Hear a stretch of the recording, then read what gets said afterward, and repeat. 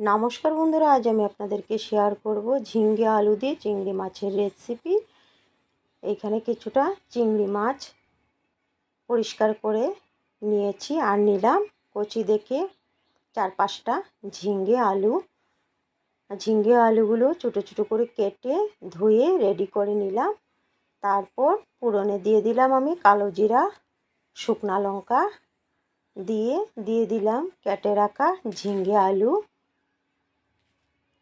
ঝিঙ্গে আলুগুলো সব দিয়ে এক এক করে সব মশলাও দিয়ে দেব, নুন দিয়ে দেব, হলুদও দিয়ে দেব, সাথে জিরার গুঁড়োও দিয়ে দেব, লঙ্কার গুঁড়োও দিয়ে দেব, সব একসাথে দিয়ে নাড়াচাড়া করে কিছুক্ষণ ঢেকে রেখে দেব।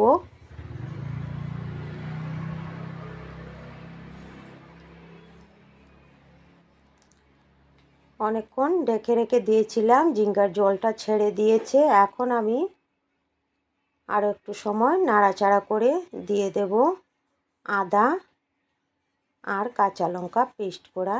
আদা কাঁচা লঙ্কা পেস্ট দিয়ে একটু ভেজে নিলাম। এখন দেব ভেজে রাখা চিংড়ি মাছগুলোকে ভেজে নিয়েছি আমি, সাথে চিনিও দিয়ে দিলাম।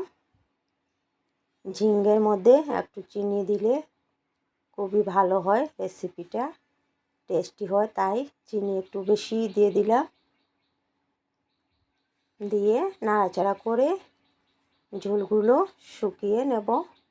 ঝিঙ্গে থেকে যে ঝোল বের হয়েছে এগুলো শুকিয়ে নেব। এগুলো ভালো করে শুকিয়ে আসলে পরে আমি সামান্য জল দিয়ে দেব।